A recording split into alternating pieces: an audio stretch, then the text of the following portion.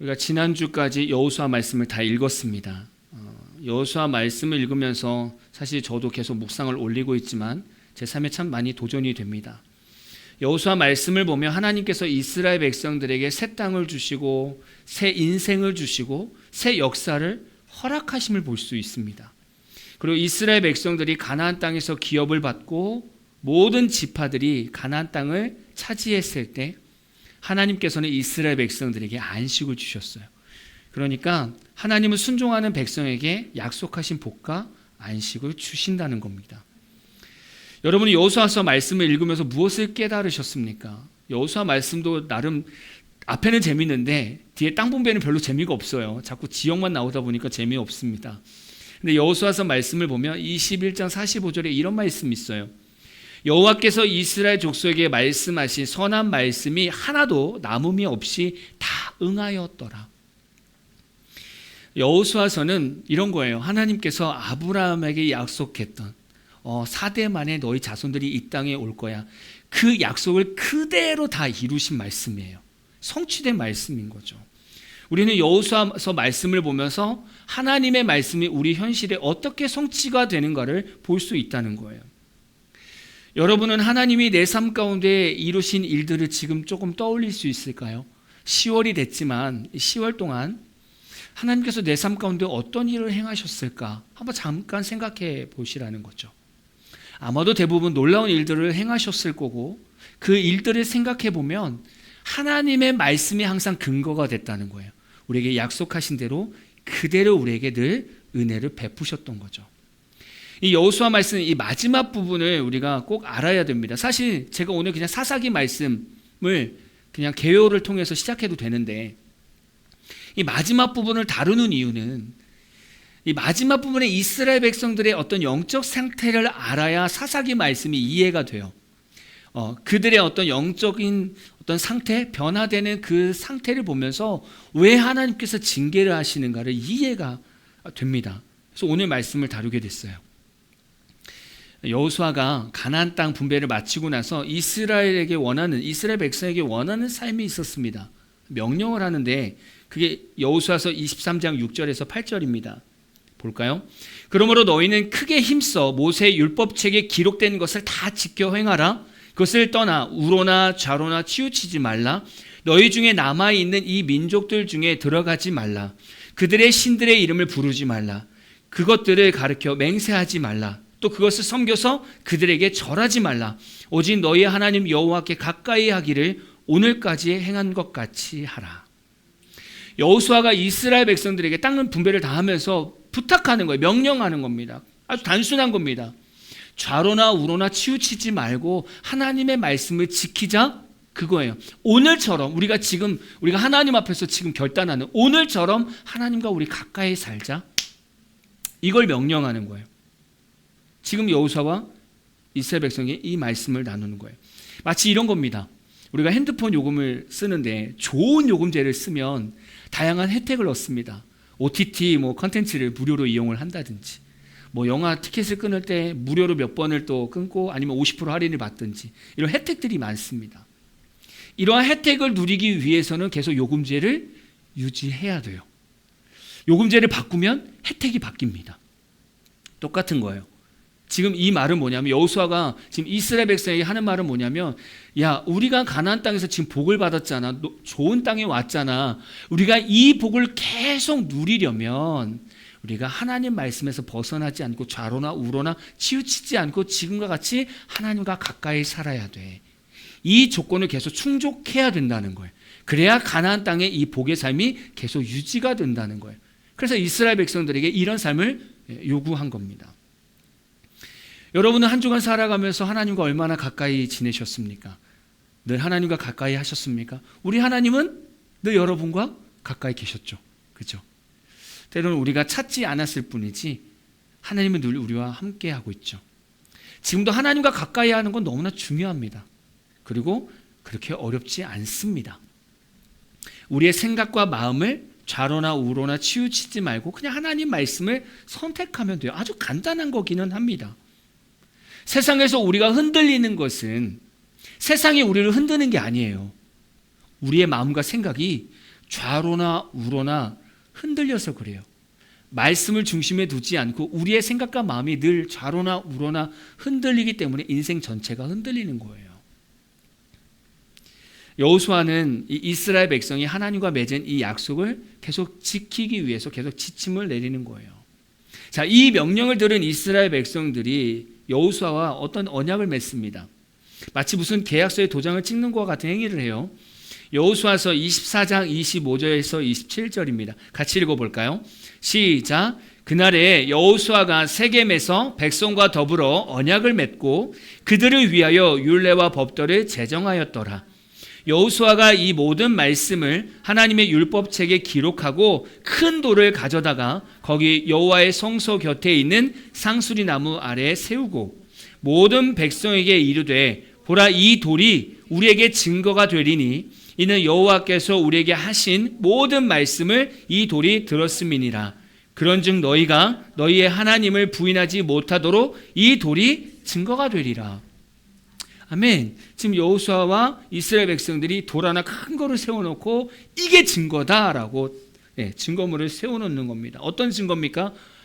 우리가 하나님만 섬기기로, 늘 하나님만 붙들기로 결단한 거예요. 약속한 거예요. 그 증거가 돌이라는 거예요. 이렇게 세워놓은 겁니다. 그러니까 이스라엘 백성들과 여호수아 그리고 이스라엘 자손들은 이 세겜에 있는 이 큰 돌을 볼 때마다 하나님께서 가나안 땅에 복을 주셨지. 이 복을 계속 유지할 수 있는 방법은 하나님의 말씀을 계속 순종하는 거지. 우리가 하나님의 백성으로서 살아가야 되는 거지. 그것을 늘 기억해야 된다는 거예요. 이 돌을 볼 때마다. 저는 그러면서 이런 생각이 들었어요. 제가 처음에 서울의 남산타워를 갔었던 기억이 납니다. 생전 처음 갔을 때 거기 갔는데 참 신기한 걸 발견했습니다.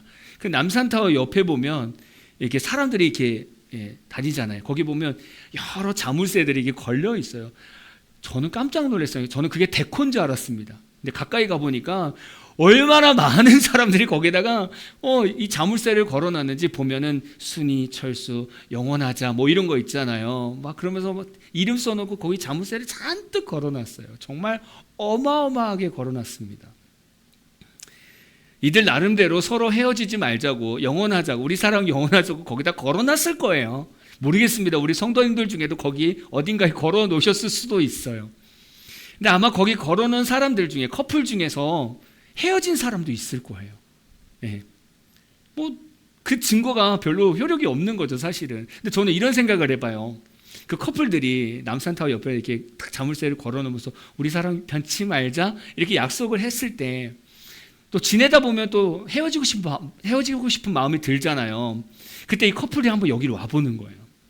그 자물쇠를 찾으면서, 그때를 추억하면서 그 자물쇠를 찾고, 맞아, 우리가 이렇게 서로 사랑하겠다고 결심했는데 참 그게 뭐라고, 내가 미안해, 내가 다시 이해할게. 뭔가 이런 화해의 역사가 일어나지 않을까요? 근데 대부분 자물쇠는 걸어놨습니다. 근데 헤어질 때는 여기 안 와요. 그냥 각자 집에서 헤어집니다. 카톡으로 띡, 우리 이젠 그만. 이렇게 금방 끝나요. 자물쇠에 왔다면 그런 좀 돌이킬 수 있는 시간이 있었지 않았을까라는 잠깐 생각을 해봅니다. 이스라엘 백성들에게 이 세겜의 큰 돌은 그런 의미예요. 세워놓고 이스라엘 백성들이 생활하다가 그 돌을 보면 여호수아와 약속했던, 또 하나님 앞에서 약속했던 그 언약들이 생각이 나겠죠. 훗날 이스라엘 역사를 보면 이스라엘은 계속 우상 숭배 때문에 무너집니다. 사사기가 바로 그런 모습들을 잘 보여주잖아요. 이스라엘 백성들이 우상을 섬기기 직전에 여기 달려와서 그 세겜에 있는 큰 돌을 바라보면 과연 우상을 섬길까? 라는 생각을 한번 해보게 돼요. 맞아, 내가 저렇게 약속했지, 내가 하나님만 섬기기로 약속했지, 그러면서 좀 돌이키지 않았을까? 근데 저는 어떤 백성도 우상 섬기기 전에 여기 안 와봤을 것 같아요. 세겜에 있는 큰 돌을 한 명도 안 봤을 것 같아요. 그러니까 자기가 있는 곳에서 계속 우상 숭배를 하게 되는 거죠. 저는 오늘 말씀 보면서 예수님이 생각이 났습니다. 왜냐하면 우리는 구약 말씀을 보면 예수님이 생각나잖아요. 여호수아와 예수님은 공통점이 있습니다. 어떤 공통점이 있습니까? 백성을 구원의 땅으로 인도하는 리더입니다. 그렇죠? 여호수아는 하나님이 주실 가나안 땅으로 인도하는 리더이고요. 예수님은 하나님이 준비하신 영원한 하나님 나라, 천국으로 인도하는 리더입니다. 예수님도 여호수아처럼 성도들의 영적 가나안 땅과 또 영원한 하나님 나라를 또 인도하기 위해서 이 땅에 오셨음을 우리는 너무나 잘 알고 있어요. 우리가 예수님을 믿으면 예수님의 명령을 듣게 됩니다. 여호수아도 이스라엘 백성에게 명령하잖아요. 우리가 말씀에 벗어나지 말고 좌로나 우로나 치우치지 말고 하나님과 가까이 지내자, 이렇게 명령이 주어졌습니다. 우리가 예수님을 믿으면 어떤 명령의 말씀이 주어집니까? 우리에게 어떤 명령이 있죠? 아주 기본적인 것. 첫 번째는 마음을 다하고 목숨을 다하고 뜻을 다하여 하나님을 사랑하고 내 이웃을 사랑하라. 예수님께서 이 말씀을 먼저 하셨죠. 가장 큰 율법. 두 번째 뭐 있어요? 모든 민족을 제자 삼고 세례를 베풀라는 것. 마지막 세 번째는 예루살렘과 온 유대와 사마리아와 땅끝까지 이르러서 증인이 되라는 거예요. 우리가 예수 믿으면 이 세 가지 명령을 우리가 지키며 살아야 돼요. 이스라엘 백성이 여호수아의 명령을 듣고 살아가야 되는 것처럼 우리도 예수 믿으면 이 명령대로 우리는 살아가야 됩니다. 오늘 말씀 보니까 여호수아와 이스라엘 백성들이 서로 관계를 맺는 부분이 있습니다. 여호수아서 24장 22절 볼까요? 같이 읽어보겠습니다. 시작. 여호수아가 백성에게 이르되 너희가 여호와를 택하고 그를 섬기리라 하였으니 스스로 증인이 되었느니라 하니 그들이 이르되 우리가 증인이 되었나이다 하더라. 아멘이죠. 스스로 가야지. 우리가 이게 섬기겠습니다. 그래, 너희들이 증인이 된 거야? 맞습니다. 이제 우리가 증인이 된 거예요. 우리가 하나님 섬기겠다고 우리가 증인이 된 겁니다. 이 땅 하나님이 주신 것 우리가 증인입니다. 우리가 증인이에요. 그렇게 증인이 된 거예요. 우리가 예수님을 믿으면 우리도 증인이에요. 어떤 증인? 예수님을 전하는 증인입니다. 성도는 다른 거 전하는 거 아니에요. 예수 믿으면 뭐가 좋은지 주변 사람들한테 예수님을 증거하는 겁니다. 그게 증인이잖아요. 그 안에 하나님을 사랑하고 이웃을 사랑하는 모습이 드러나는 것뿐이에요. 우리는 증인으로 살아갑니다. 우리가 예수 믿으면 뭐가 좋나요? 증인으로 살려면 뭐가 좋은지 알아야 되잖아요. 늘 말씀드리지만 여러분, 맛집 소개시켜달라고 한다면 막 정말 자신 있게 소개시켜주는 식당이 있잖아요. 왜냐하면 내가 경험했으니까. 그렇죠? 내가 경험한 건 소개시켜주지 못해요.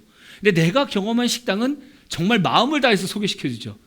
제주도 오면 꼭 여기를 가봐라. 이거 꼭 소개시켜주잖아요. 그게 증인이잖아요. 그 식당에 대한 증인. 우리는 예수님의 증인이 된다는 것은 예수 믿었을 때 무엇이 좋은가를 우리는 전해야 되잖아요. 여러분, 예수 믿으면서 뭐가 좋아요? 예수 믿으면 뭐가 좋습니까? 예수 믿으면서 우리 영적인 삶이 풍성하다는 것을 경험하게 돼요. 예수님이 나와 함께 계시고 예수님 때문에 승리하는 삶을 누리게 된다는 거예요.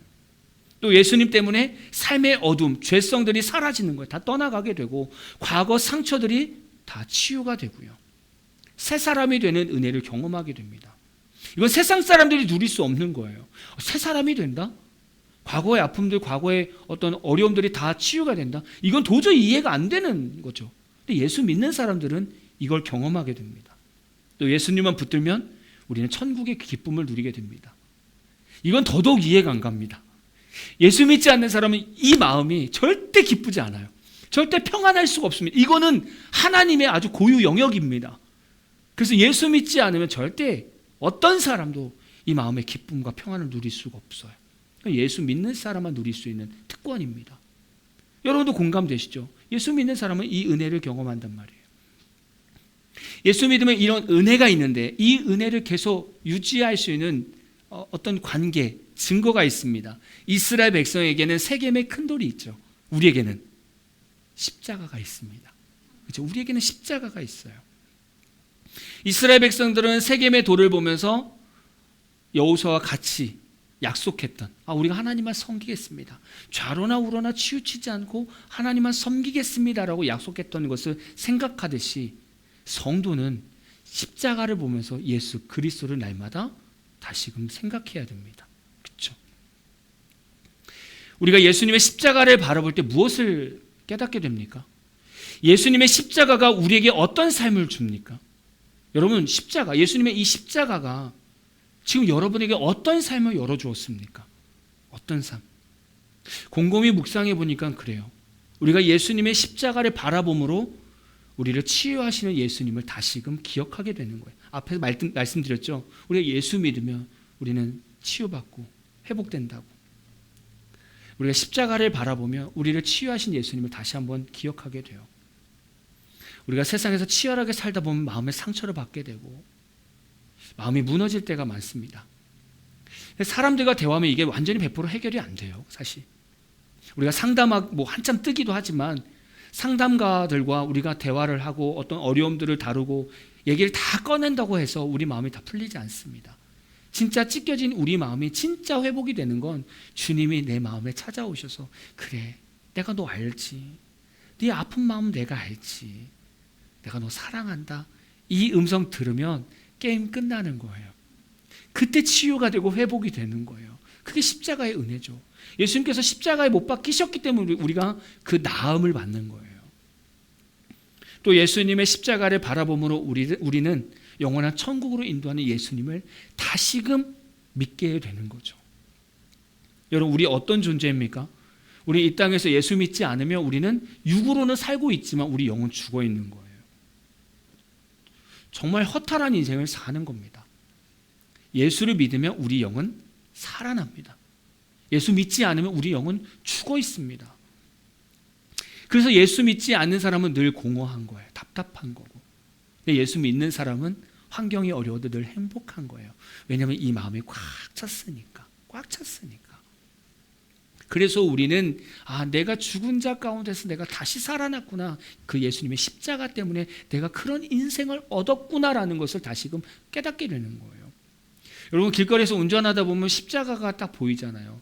아마 그때 예수님이 더 생각날 거예요. 맞아, 나를 위해서 죽으셨지. 내가 저 예수님을 믿음으로 인해서 내가 살아났지. 그게 십자가의 은혜입니다.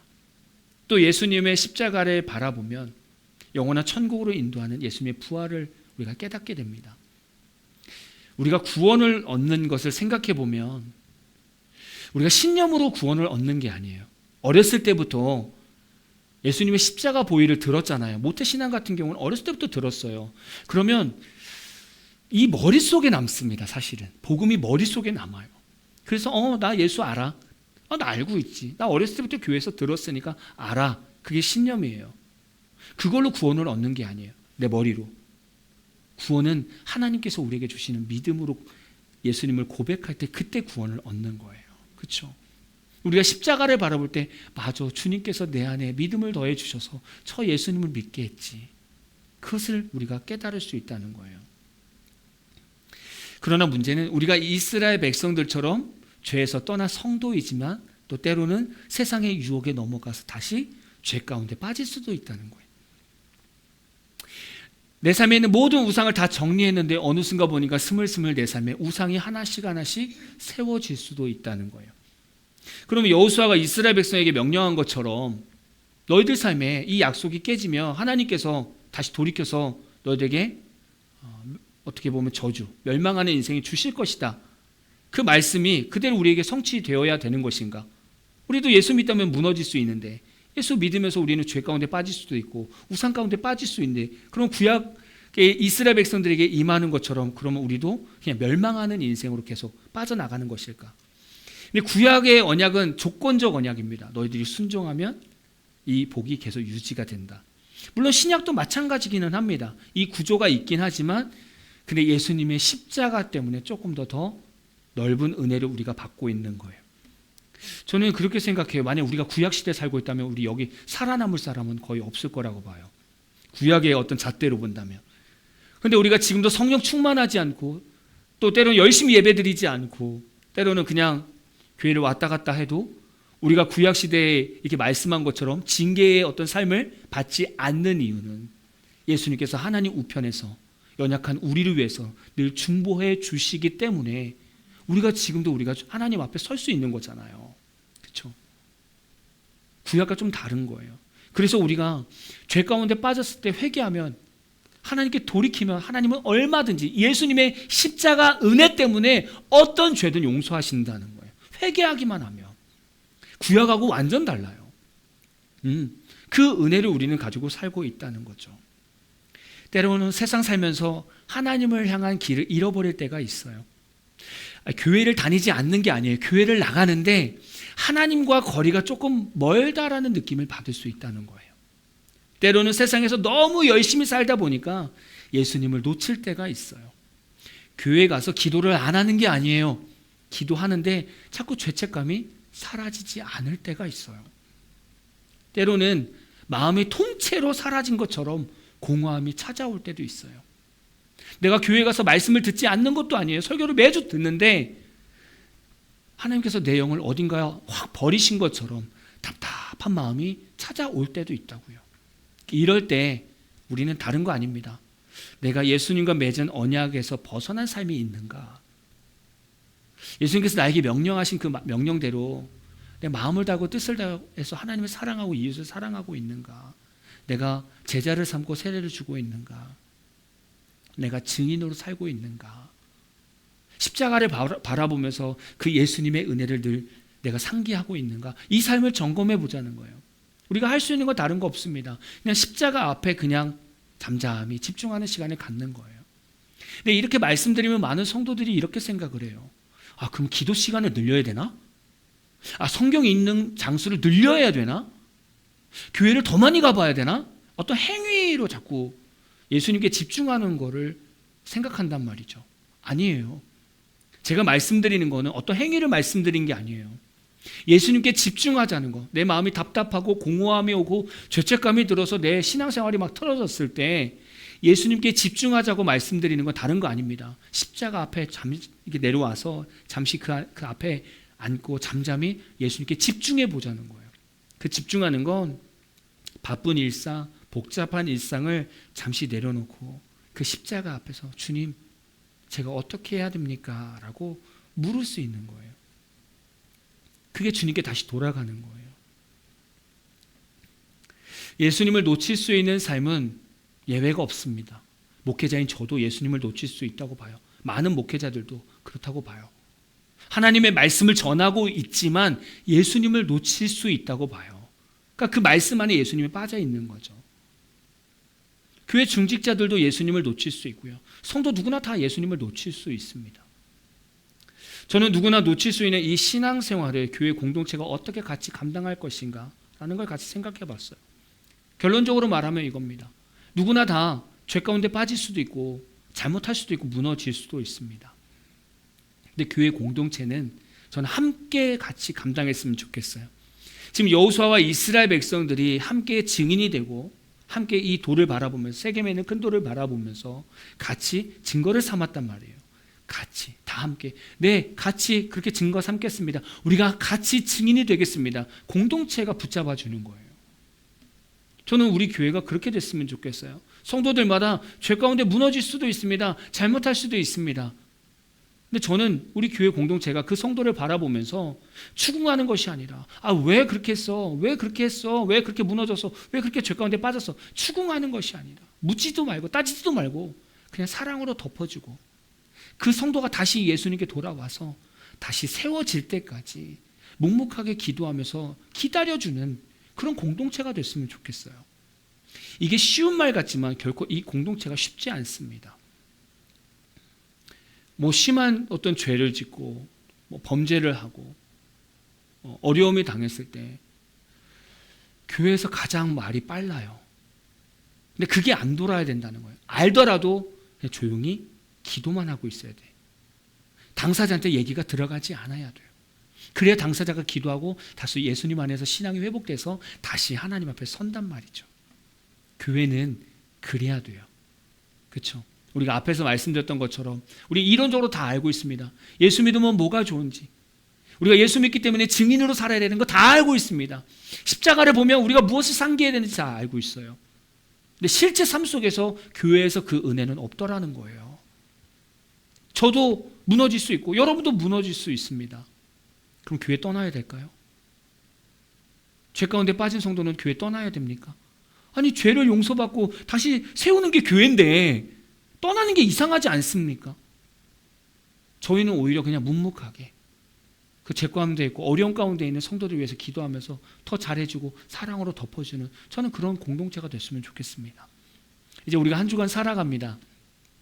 어떻게 보면 오늘 복음 메시지가 여러분 너무나 잘 아는 메시지지만 여러분 한번 생각해 보세요. 나는 그 예수님의 명령을 다 지키며 살아가고 있는가?